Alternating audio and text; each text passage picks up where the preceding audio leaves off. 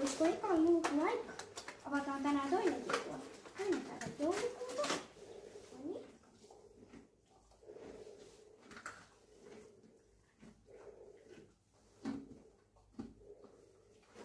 Aika syö. Oliko se paha?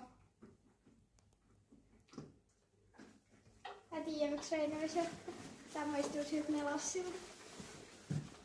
No niin, otetaan seuraava nami. Jos se olisi sitten parempi. Missä on kakkosia?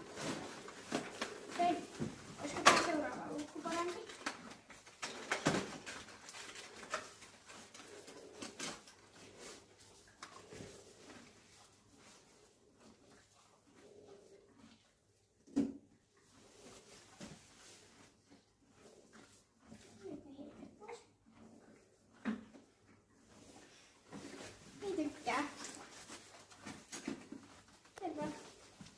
Mielestä joulukalenteri oli 0/2, koska sieltä ei tule noita tyhmiä samoja nameja, mitkä maistuu ihan sikapahalta mun mielestä.